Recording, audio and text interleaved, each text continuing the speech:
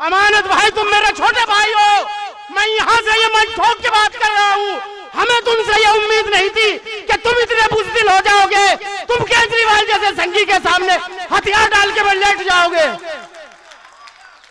हमने ये सोचा था, खुदा की कसम मैंने ये सोचा था कि अगर केजरीवाल किसी वक्त कभी ना बंद करेगा, अमानतुल्लाह तुम उसका हाथ पकड़ लोगे, तुम उसकी जबान पकड़ लोगे और जबरदस्ती भी नहीं मानेगा तो फिर छोड़ के एक झटके में उसे अलग हो जाओगे। वो मौका मेरे भाई, मेरे छोटे भाई, तुमने वो मौका गंवा दिया। आखिरी मौका तुम्हारे पास था और मैं फिर कहता हूं कि आज भी है। खुदा की कसम खा के कहता हूं, सिर्फ ओखला के नहीं, पूरे हिंदुस्तान के मुसलमान तुम्हें अपने सर का ताज बना लेंगे।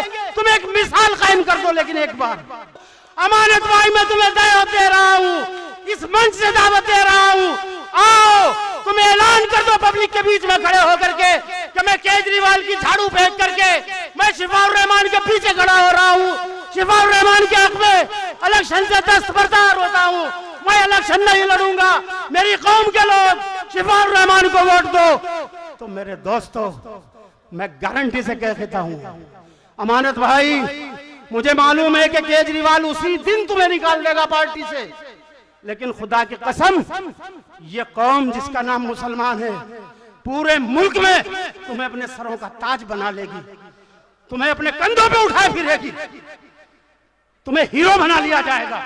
कुर्बानी देखे तो देखो, तुम दावा करते हो मैंने कुर्बानी दी, क्या कुर्बानी दी? अरे ये कुर्बानी दो और फिर कौन से शिकवा करना कि मैंने कुर्बानी दी थी। ध्यान से सुनना, पहला सवाल यह है कि आज इस इलेक्शन में शिफाउर रहमान क्यों जरूरी है? जानते हैं इस सवाल का जवाब? इस सवाल का जवाब यह है कि मोदी गवर्नमेंट आने के बाद जब सीए एनआरसी का कानून लाया जा रहा था, असदुद्दीन ओवैसी ने पार्लियामेंट में वो बिल फाड़ के फेंक दिया था। सारे हिंदुस्तान के मुस्लिम लीडरों की जबान पर ताले लगे हुए थे। कोई मिल्ली जमात हो, कोई मजहबी जमात हो, कोई सियासी लीडर हो, कोई एमएलए हो, कोई एमपी हो, एक्स मिनिस्टर हो, किसी की हिम्मत नहीं थी एक जुमला उसके खिलाफ बोल सके। दिमागों पर कर्फ्यू लग गए थे लोगों के उस वक्त। उस वक्त क्या हुआ? जामिया के कुछ सरफिरे बच्चों ने ये बेड़ा उठाया कि हम इस कौम की आने वाली नस्लों के मुस्तकबिल के लिए अपने आप को झोंक देंगे, अपने आप को दांव पर लगाएंगे। जब उन्होंने झंडा बुलंद किया इस बगावत का, इस कानून से, तो पुलिस ने कैंपस में घुसकर, लाइब्रेरी में घुसकर उन बच्चों के हाथ तोड़ दिए, पांव तोड़ दिए, आंखें फोड़ दी, सर फोड़ दिए और फिर एक बार वही सन्नाटा छा गया। उस सन्नाटे के बीच में से एक आवाज उठी, उस आवाज का नाम था शिफाउर रहमान। उसी शिफाउर रहमान ने, जो जामिया ओल्ड बॉयज का उस वक्त प्रेसिडेंट था, जामिया के गेट नंबर 7 के सामने वहीं पर मंच गाड़ दिया और वहीं पर धरने पर बैठ गया। अपने सब दोस्तों को बुलाया, लोकेलिटी में से अपने रिश्तेदारों को बुलाया, माँ बहनों को बुलाया और वहां पर ऐसा जबरदस्त एजिटेशन खड़ा कर दिया कि जब वहां पर जगह तंग पड़ गई तो शाहीन बाग में जाकर के दूसरा एजिटेशन जमाना पड़ा और फिर इस तहरीक का नाम पूरे हिंदुस्तान में शाहीन बाग तहरीक बन गया और ये शाहीन बाग तहरीक एक दीवाना वार तहरीक बन गई। इस हुकूमत की नाक में नाक डाल दी, दम कर दिया। जब इस हुकूमत के पास बचकर भागने का कोई रास्ता न बचा तो फिर कोविड के बहाने से शाहीन बाग तहरीक को खत्म किया गया।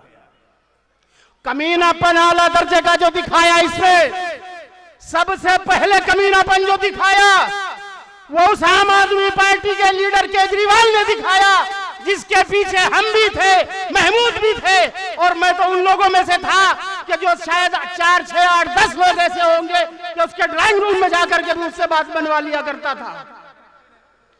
लेकिन जब उसका ये घिनौना किरदार हमने देखा, हमने उसके मुंह पर वहीं थूक दिया। आज हमारे इलाके से दो बातें और सुन लीजिए। केजरीवाल ने वोट लेने तक शाहीन बाग एजिटेशन का फायदा उठाया और इलेक्शन जीतने के हुकूमत बनाने के फौरन बाद सेंटर सरकार से कहा कि इसको उखाड़ के फेंको, तुम्हारे बस का नहीं है तो पुलिस मुझे दो, 1 घंटे में शाहीन बाग एजिटेशन को खत्म करके फेंक देता हूं मैं। ये केजरीवाल ने कहा था, किसी और ने नहीं कहा था। दूसरा, जब दिल्ली में दंगे हो गए, ये संघी आदमी मुसलमान चीखते रहे, चिल्लाते रहे, ऐसे बुलाते रहे, 1 मिनट के लिए नहीं आया। फिर इसने क्या किया? इसने लिख करके रजामंदी दी, हमारा खालिद उमर हो, हमारा सफोर अजगर हो, हमारा शिफाउर रहमान हो, खालिद सैफी हो, जितने लोग भी इस एजिटेशन में दिल्ली से उठाए गए हैं, उन सबको केजरीवाल ने उनके खिलाफ केस दर्ज करवा के उठवाया है। तब इन बच्चों पर केस चले, इन नौजवानों पर केस चले, ये जेलों में पड़े हुए हैं। ये केजरीवाल का पहला जुर्म है।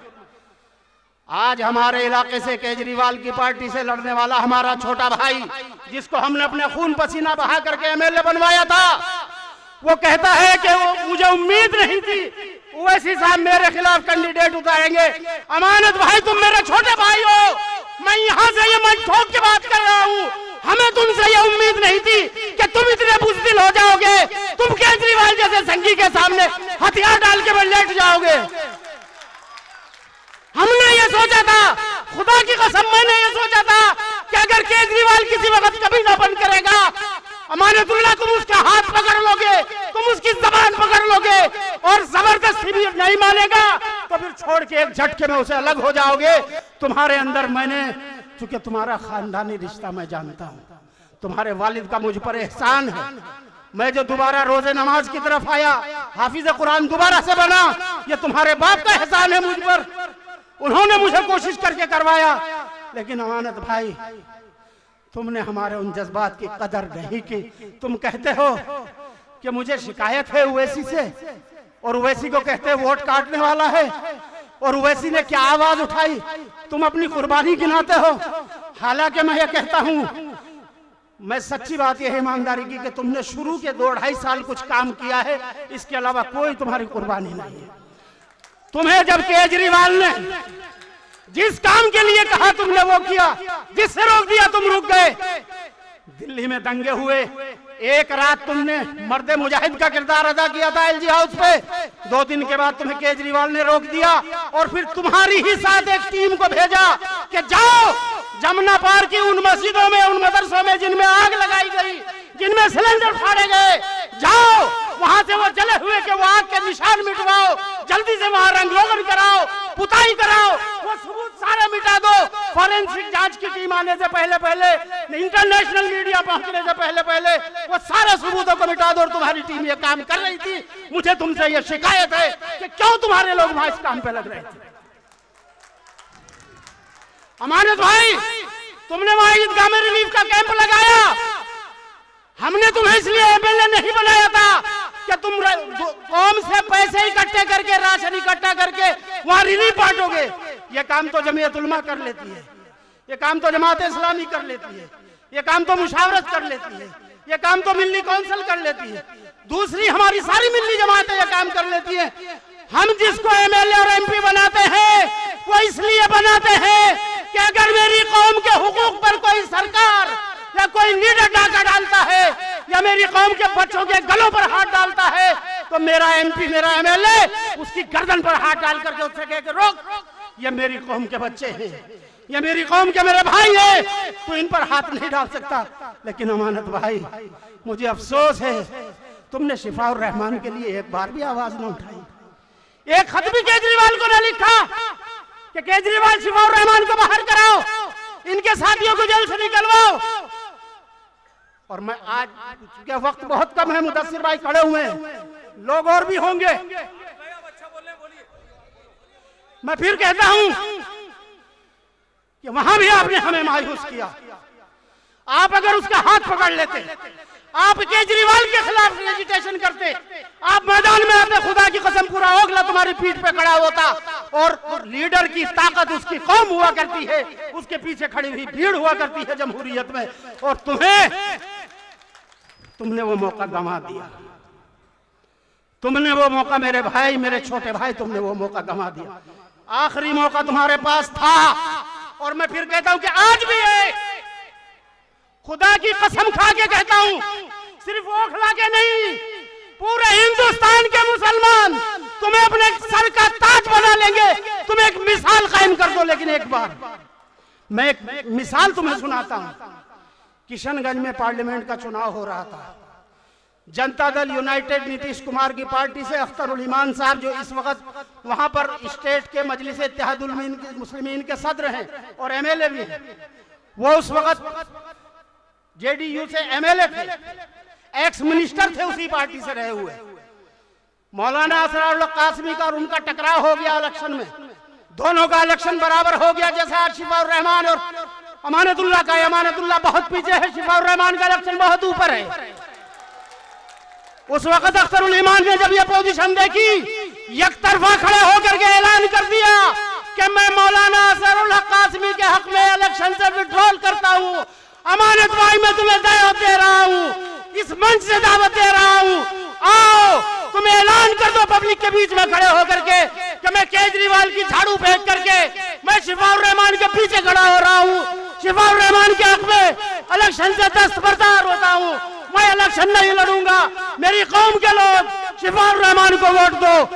तो मेरे दोस्तों, मैं गारंटी से कहता हूं, अमानत भाई, मुझे मालूम है कि केजरीवाल उसी दिन तुम्हें निकाल देगा पार्टी से, लेकिन खुदा की कसम, ये कौम जिसका नाम मुसलमान है, पूरे मुल्क में तुम्हें अपने सरों का ताज बना लेगी, तुम्हें अपने कंधों पे उठाए फिरेगी, तुम्हें हीरो बना लिया जाएगा।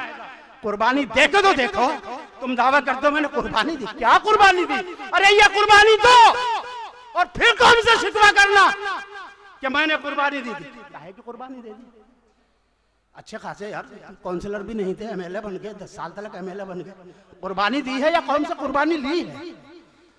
कौन से कुर्बानी ले रहे हो मेरे भाई? अपना हिसाब करके देखना। इस इलाके में डेमोलेशन पहले भी होते थे, अब भी होते हैं। जितनी तुम्हारी उम्र है, इतना वक्त मुझे इस इलाके में रहते हुए हो गया है। मुझे तकरीबन 38 साल हो गए यहाँ रहते हुए, और अमानत की उम्र मेरे ख्याल से 44 साल 42 साल की है। बुलडोजर पहले भी यहां चलते थे, लेकिन इनका रेट जो है वो तो उठा के देख लेना। जब से केजरीवाल की सरकार आई है 10 गुना ज्यादा बढ़ गया। और जिस दिन से एमसीडी में आम आदमी पार्टी आई है, उस दिन से 80 गुना यहाँ पर डेमोलेशन का रेट बढ़ गया।